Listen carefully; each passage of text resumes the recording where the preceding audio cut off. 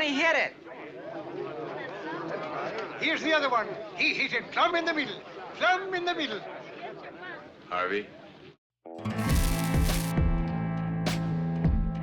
The quickest actors with a gun in westerns.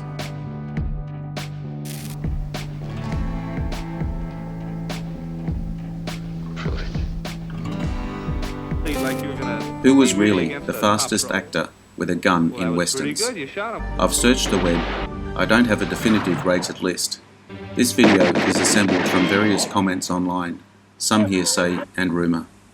These entries are based on witnesses, not comparisons. So no documentation or video of actual witnessed draws. So not ranked. Let me know what you think and who was missed. If you enjoy this video, hit the notification button to get my new videos. If you want to check out my many other videos, head over to my channel. The link is in the description. Let's get into it. While it's in the holster, like so. See, it's cocked here. You pull out and then fire. Of course, you must be careful that when you do this, you don't do that.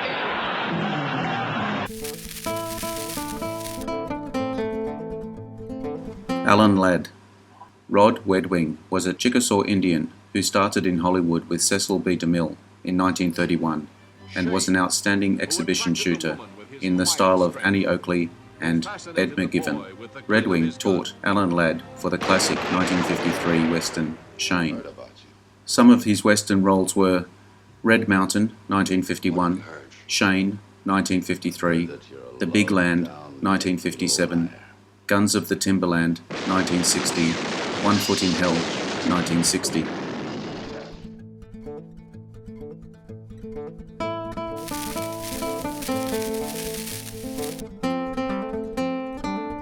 Arvo Ajalo.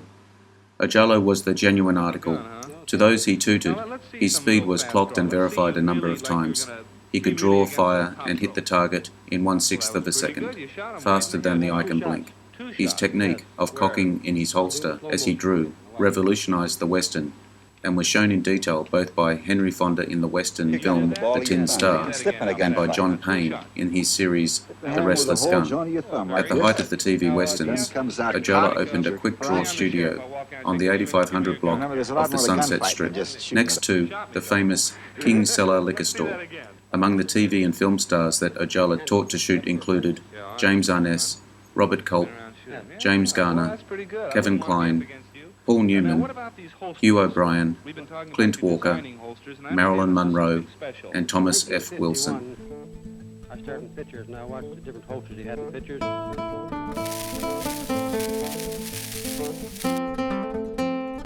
Audie Murphy was an American soldier, actor, and songwriter. He was one of the most decorated American combat soldiers of World War II.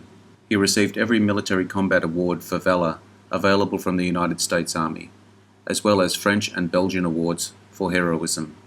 Murphy received the Medal of Honor for valor that he demonstrated at the age of 19 for single-handedly holding off a company of German soldiers for an hour at the Colmar Pocket in France. In January 1945, before leading a successful counterattack while wounded and out of ammunition. With 34 credited westerns, I won't list them all here, just a few. I will make another video on just his westerns soon, so hit the notification button and subscribe to see it when it comes up. No Name on the Bullet, 1959. 40 Guns to Apache Pass, 1967. Bullet for a Bad Man, 1964. The Quick Gun, 1964. The Unforgiven, 1960. Night Passage, 1957. Ride Clear of Diablo, 1954.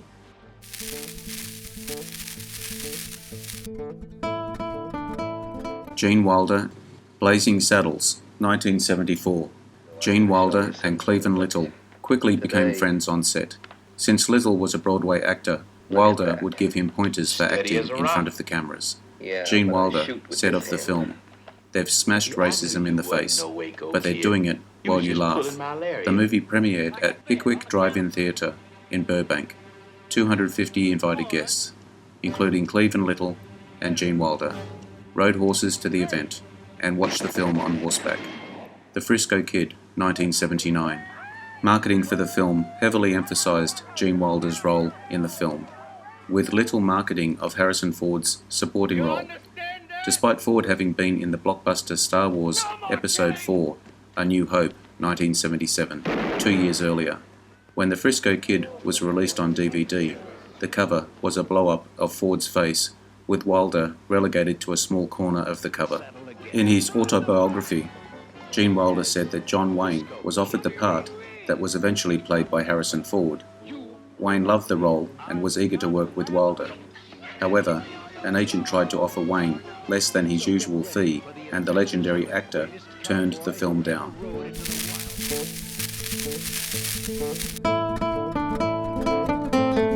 Glenn Ford. Rod Wedwing was a Chickasaw Indian who started in Hollywood with Cecil B. DeMille in 1931 and was an outstanding exhibition shooter in the style of Annie Oakley and Ed McGivern. Redwing taught Glenn Ford for the 1956 film The Fastest Gun Alive, even faster than Avro Ajallo. With 27 credited westerns, I won't list them all here, just a few. I will make a new video on just his westerns soon. So hit the notification button and subscribe to see it when it comes up. The Fastest Gun Alive, 1956. Jubal, 1957. 310 to Yuma, 1957. Cowboy, 1958. The Sheepman, 1958. Cimarron, 1960.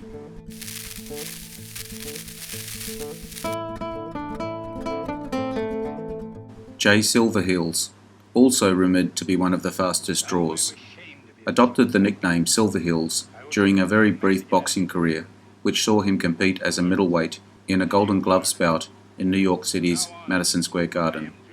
Inducted into the Hall of Great Western Performers of the National Cowboy and Western Heritage Museum in 1993. With way too many credited westerns, I won't list them all here, just a few. I will make a new video on just his westerns soon, so hit the notification button and subscribe to see it when it comes up. The Lone Ranger, 1956. Walk the Proud Land, 1956. Alias Jesse James, 1959. In Pursuit of Treasure, 1972. One Little Indian, 1973. The Man Who Loved Cat Dancing, 1973.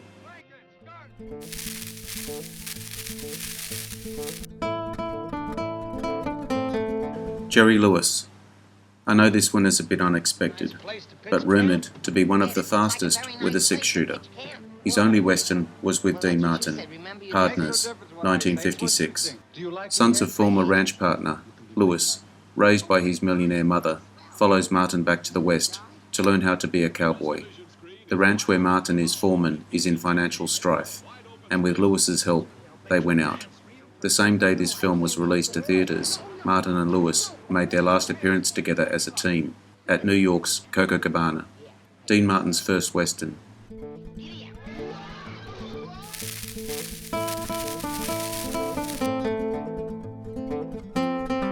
Kirk Douglas, likely not too much of a surprise to anyone, also said to be quick with a gun.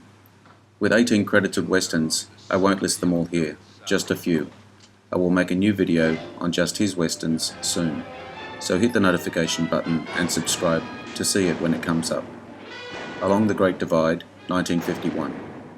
Gunfight at the OK Corral, 1957. The Way West, 1967. The War Wagon, 1967. A Gunfight, 1971. Draw, 1984.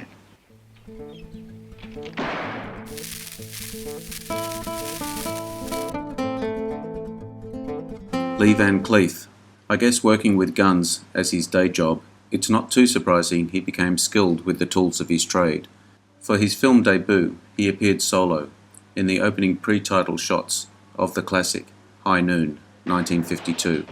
It would be the first of many bad guys he would portray in westerns. He was heterochromatic, with one eye being blue and the other green. He had almost given up on his acting career in the mid-60s and turned to painting when he was cast by Sergio Leone in For a Few Dollars More, 1965.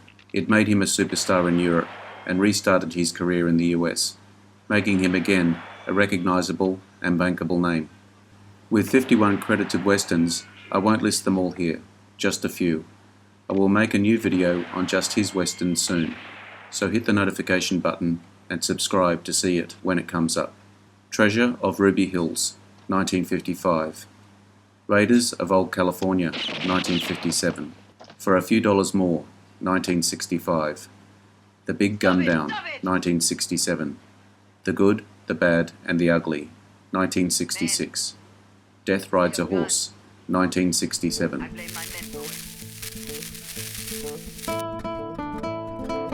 Sammy Davis Jr.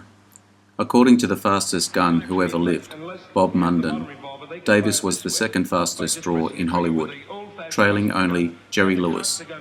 Davis presented Munden with a customized Colt Peacemaker in recognition of Munden's skill after they appeared together on The Mike Douglas Show, 1961. His western roles were in Sergeants 3, 1962, The Rifleman, 1962, Lawman, 1962.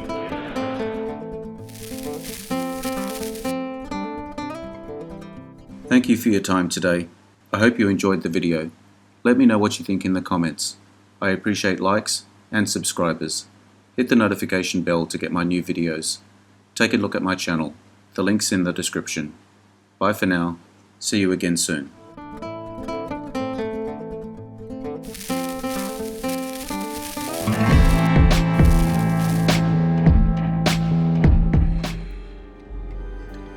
Interesting facts about famous people.